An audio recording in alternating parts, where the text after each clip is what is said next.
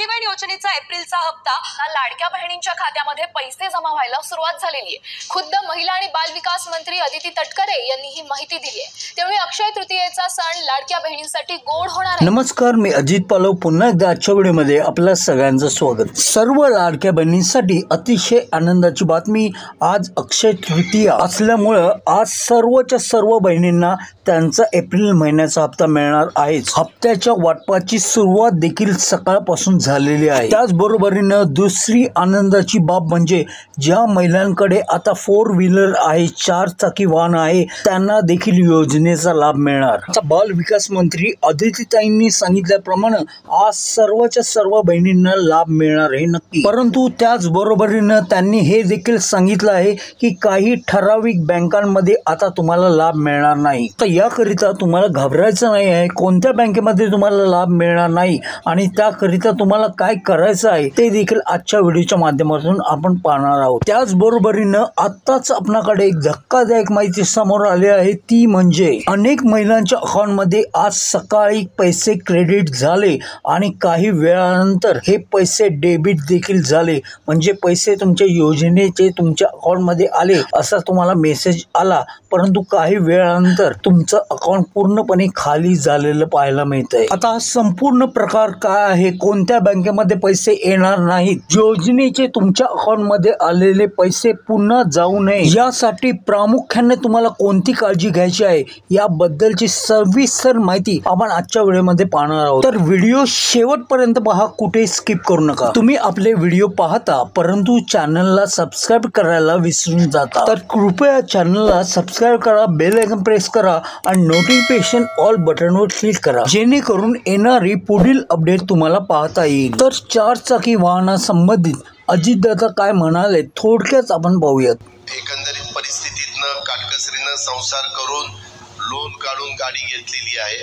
काय करतो याची नोंद विकास पाटील घ्या, आम्ही ती कमिटी आहे त्याच्यामध्ये बसतो आणि त्याच्यातनं मार्ग काढू। तर आता येथे तुम्ही पाहिलं अजितदादा म्हणाले की आता यातून आपण काहीतरी मार्ग काढू, त्यामुळे आता ज्यांच्याकडे 4 व्हीलर आहे त्यांना सध्या तरी लाभ मिळणार हे नक्की। आता आपण पाहूया ज्या महिलांबरोबर फ्रॉड झाला आहे, ज्यांच्या अकाउंटमध्ये पैसे आले आणि पुन्हा काही वेळा त्यांच्या अकाउंटमधून पैसे गेले, याबद्दल आपणाकडे आलेली माहिती काय आहे ते पाहूया।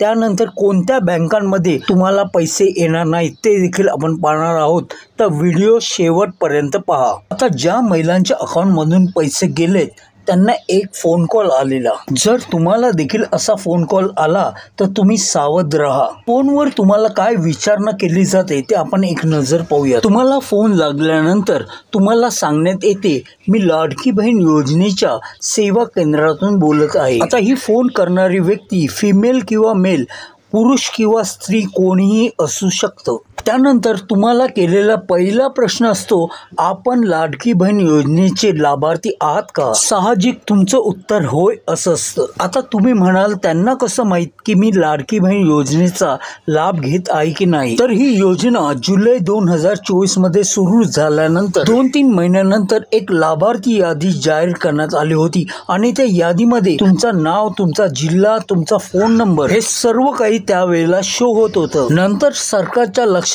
आल्यानंतर ती यादी बॅन करण्यात आली, परंतु त्यामुळे या फ्रॉड लोकांकडे तुमच्याबद्दलच्या संपूर्ण डिटेल ह्या मात्र गेल्या। त्यानंतर तुम्हाला दुसरा प्रश्न विचारण्यात येतो, तुम्हाला एप्रिल पर्यंतचे सर्व हप्ते प्राप्त झालेत का? आता साहजिक तुमचं उत्तर हो किंवा नाही असतं। त्यानंतर ते काय म्हणतात ते पहा।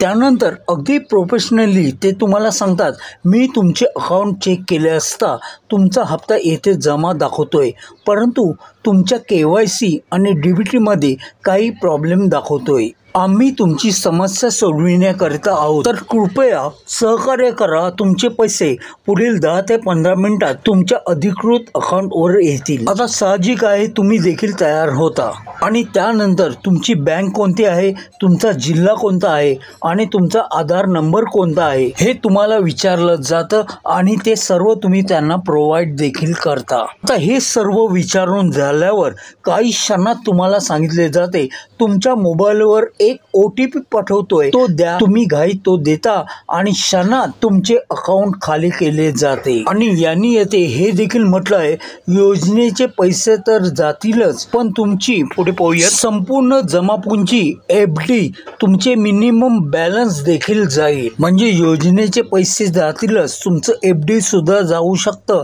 आणि तुमचं काही बँकेमध्ये 5 ते 10 हजार रुपये मिनिमम बॅलन्स असतं ते देखील तुमचं जाऊ शकतं. आता ज्या महिलांबरोबर हा प्रकार घडला त्यांनी त्या नंबरवर पुन्हा ट्राय केली होती, तर येथे त्यांनी सांगितलं या नंबरवरील कॉल तुमच्याकडून कधीच लागत नाही. येथे महिलांनी कॉल केल्यानंतर त्यांना नॉट रिचेबल किंवा दिस नंबर इज नॉट एक्झिस्ट किंवा हा नंबर अस्तित्वात नाही असं तुम्हाला ऐकू येईल. त्यामुळे सावधान. पहिली गोष्ट, जर तुम्हाला अननोन नंबर आला तर एक वेळ तो घेऊ नका आणि घेतला तर तुमची कोणतीही डिटेल त्यांना देऊ नका. आणि सर्वात महत्त्वाचं म्हणजे OTP कधीही शेअर करू नका. या गोष्टी सरकार आपणाला वेळोवेळी सांगत असून देखील काही महिलांनी या चुका केल्या. तर आता कोणत्या बँक अकाउंटमध्ये लाडकी बहीण योजनेचे पैसे आता यापुढे येणार नाही, त्या बँका कोणत्या आहेत ते आपण पाहूयात. आता हे 4 अशा मोठ्या बँका आहेत ज्यामध्ये आता लाडक्या बहिणींचा हप्ता येणार नाही. आता बऱ्याच महिलांचे अकाउंट या बँकामध्ये आहेत आणि या बँका महाराष्ट्रामध्ये सर्व ठिकाणी आहेत. जर तुम्हाला वाटत असेल आजपर्यंत आम्हाला याच बँकेमध्ये हप्ते आले परंतु आता या पुढे येणार नाही, त्यासाठी तुम्हाला काय करावं लागणार हे देखील आपण पाहणार आहोत. आता अनेक माता भगिनी आहेत ज्यांनी पतसंस्थेमध्ये आपलं खातं उघडलं आहे. आता बऱ्याचशा महिला अशा आहेत ज्यांच्या गावामध्ये किंवा छोट्या छोट्या शहरामध्ये अनेक छोट्या छोट्या अशा पतसंस्था आहेत आणि त्या पतसंस्थेमध्ये त्यांनी आपलं खातं खोललं आहे. आता या पतसंस्थेचा प्रॉब्लेम हा आहे की त्यांचा स्वतःचा IFSC कोड नसतो. मग या पतसंस्था कुठल्याही नॅशनलाइज बँकेकडनं त्यांचा IFSC कोड घेतात, जसं की ICICI बँक, HDFC बँक. परंतु आता नवीन नियमानुसार ज्या पतसंस्थेकडे आपला स्वतःचा IFSC कोड नाही त्यांच्या अकाउंटमध्ये आता पैसे जाणार नाही. कारण अशा अनेक पतसंस्था आहेत ज्यांनी नॅशनलाइज बँकांना पैसे देऊन त्यांच्याकडून IFSC कोड घेतलेला आहे. त्यामुळं नवीन नियमानुसार अशा कुठल्याही पतसंस्थेमध्ये आता योजनेचे पैसे जाणार नाहीत. आता लाडकी बहीण योजनेचेच नाही तर कोणत्याही सरकारी योजनेचे पैसे अशा बँकांमध्ये जाणार नाहीत. त्यानंतर ज्या महिलांचे अकाउंट मल्टी स्टेट क्रेडिट सोसायटीमध्ये आहेत त्यांच्याकडे देखील आपला स्वतःचा IFSC कोड नसतो. त्या बँका देखील दुसऱ्या बँकेचा IFSC कोड वापरतात. तर अशा बँकांमध्ये देखील योजनेचे पैसे येणार नाहीत. आता तिसरी बँक आहे डिस्ट्रिक्ट कोऑपरेटिव्ह बँक. जसं की डिस्ट्रिक्ट कोऑपरेटिव्ह बँक पुणे, त्याप्रमाणे डिस्ट्रिक्ट कोऑपरेटिव्ह बँक अहमदनगर. अशा डिस्ट्रिक्ट कोऑपरेटिव्ह बँक ज्या आहेत त्यांचा देखील स्वतःचा असा IFSC कोड नसतो. त्यामुळे तुम्ही एकदा बँकेमध्ये जाऊन कन्फर्म करून घ्या आपला स्वतःचा IFSC कोड आहे की नाही. तर अशा कोणत्याही बँकेमध्ये आता तुमचं खातं असेल तर त्या अकाउंटची चौकशी करून घ्या, अन्यथा तुम्ही तुमचं अकाउंट कुठल्याही पोस्टामध्ये कन्वर्ट करून घ्या. पोस्ट खात्यामध्ये तुमचं खातं तुम्ही सहज उघडू शकता. आता तुम्ही पोस्टामध्ये जर तुमचं खातं उघडलं तर तुम्हाला कोणत्याही प्रकारचं टेन्शन येणार नाही. पहिली गोष्ट म्हणजे पोस्टामध्ये पैशाची हमी असते. कुठलेही पैसे सर्वप्रथम तुमच्या पोस्टामध्ये येतात. सध्याचं व्याज देखील छान आहे आणि सर्वात महत्त्वाचं म्हणजे तुमचं आधार कार्ड आपोआप तुमच्या बँक अकाउंटशी म्हणजे पोस्टाच्या अकाउंटशी लिंक केलं जातं. त्याकरिता तुम्हाला कोणत्याही प्रकारचा फॉर्म भरायची गरज नाही.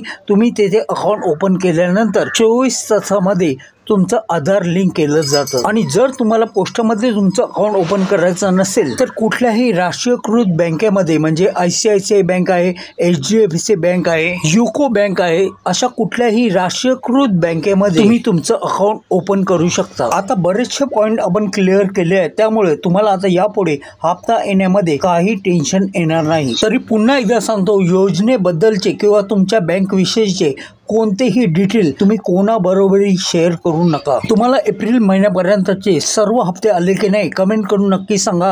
तुम्हाला काही प्रॉब्लेम असेल तरी देखील तुम्ही मला कमेंट करू शकता. चॅनलला मात्र अजून तुम्ही सबस्क्राईब केलं नसेल तर लगेच करून घ्या, बेल आयकॉन प्रेस करा. माहिती आवडली असल्यास व्हिडिओला एक लाईक मात्र आवर्जून करा. आज सायंकाळपर्यंत 100% तुमच्या अकाउंटमध्ये पैसे येतील अशी आशा बाळगतो आणि तुमची रजा देतो. जय हिंद, जय Maharashtra. Take care and bye.